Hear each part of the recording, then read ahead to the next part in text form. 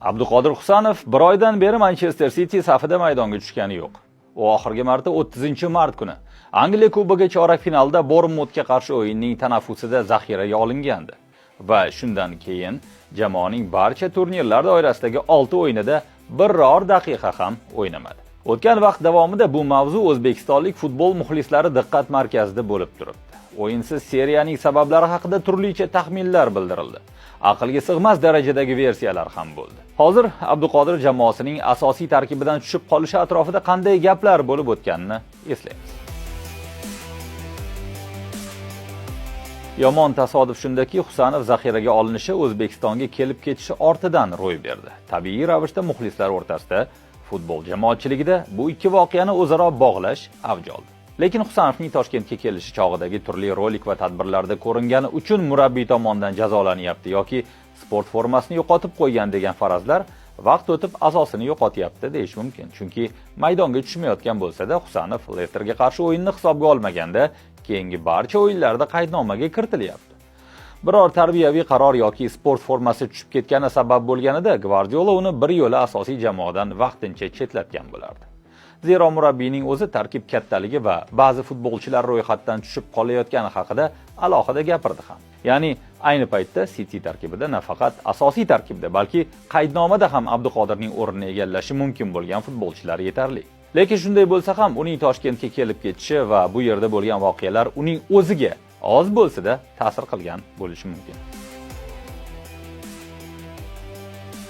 Futbolchimizda jarohat borligi haqidagi ma'lumot O'zbekiston milliy jamoasi bosh murabbiyi Temur Kapadze tomonidan yangragandi. U Husanovning o'zi bilan gaplashgani, Jahon chempionati saralash o'yinlari uchun uzoq safarlardan keyin tiklanish talab qilingani, shu tufayli Bournemouthga qarshi o'yinning birinchi taymida boshqa jamoadoshlari kabi uning ham o'yini chiqmagani, sariq kartochka olgani uchun Gvardiola uni almashtirgani, qolaversa, o'yindagi to'qnashuv chog'ida oyog'idan kichik jarohat olganini aytib bergandi.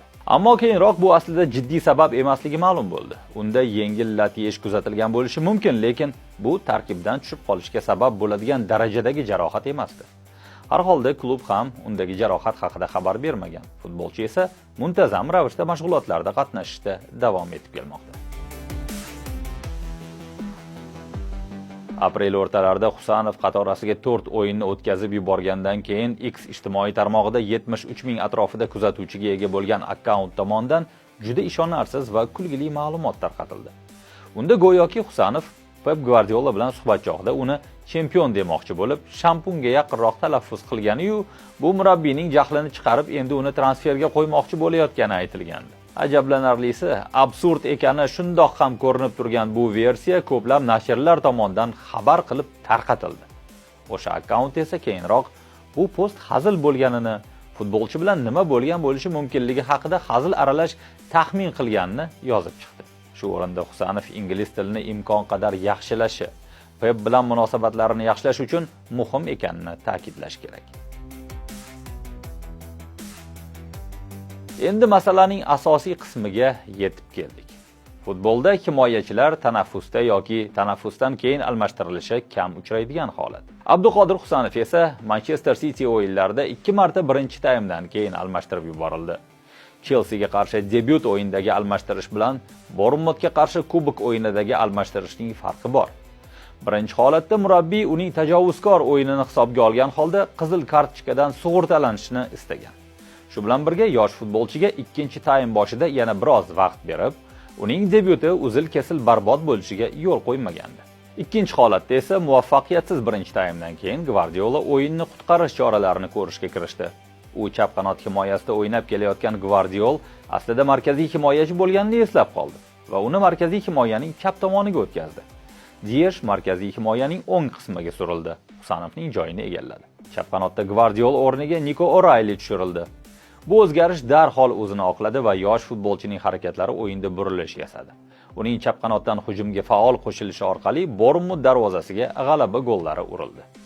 Natijada murabbiy muvaffaqiyatli chiqqan sxemani o'zgartirmaslikka qaror qildi va bu keyingi o'yinlarda ham o'zini oqladi. 6 o'yinda 5 g'alaba va 1 durang qayd etildi.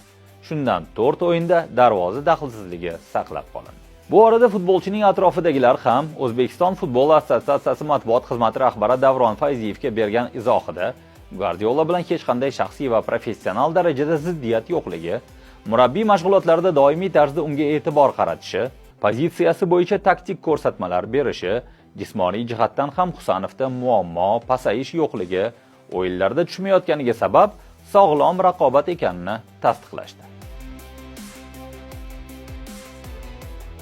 O'tgan oy davomida futbolchini goh Italiyaga, goh Ispaniyaga yuborishdi. Xususan, nomini birinchi marta eshitib turgan manbalarimizda uni Juventus yoki Barselona ijaraga olishi mumkinligi aytildi. Lekin bularning barchasi shunchaki mish-mish. Birinchidan, asosiy tarkibda o'ynamay qolgan har qanday futbolchi haqida bunday gaplar tarqalishi tabiiy hol. Ikkinchidan, Cityning o'ziga himoyachi kerak. Asosiy tarkibda o'ynamayotgan bo'lsa-da, mashg'ulot jarayonida jamoadagi sog'lom raqobatni saqlab turishda ham har bir futbolchining o'rni bor. Qolaversa, katta mablag' sarflab sotib olingan futbolchini yarim mavsumdan keyin biror klubga ijaraga berib yuborish klub nufuziga ham to'g'ri kelmaydi. Va nihoyat, futbolchining agenti ham bunday mishmishlarni qat'iyan rad etib chiqdi. Jamoa Yevropa Chempionlar Ligasi yo'llanmasi uchun kurashayotgan, birorta ochko yo'qotishga haqqi yo'q bo'lgan davrda, yosh futbolchi, tajribali hamda yaxshi formadagi Gvardiol va Diashdan keyingi variant bo'lishi tushunarli hol.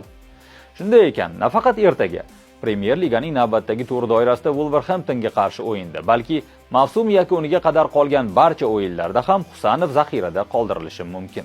Katta ehtimol bilan yozda bo'lib o'tadigan klublar o'rtasidagi jahon chempionati paytida Diashga ko'proq dam berilishi va Husanovda o'ynash imkoniyati bo'lishi ehtimoli bor. Shuningdek, keyingi mavsumda har haftada 2 o'yin rejimi boshlanganda ham murabbiyda rotatsiya qilish zarurati bo'ladi va raqiblar uslubidan kelib chiqqan holda Husanovga ishonish mumkin bo'ladi. Albatta, buning uchun futbolchi mavsumoldi yig'inlarda o'z ustida ko'proq ishlashi va murabbiylarning ishonchini qozonishi talab qilinadi. Yana yanvar oyi oxiriga qaytamiz. O'shanda ko'pchilik Husanov darhol va butunlayga Cityning asosiy tarkib futbolchisiga aylanishiga ishonarmidi? Yo'q.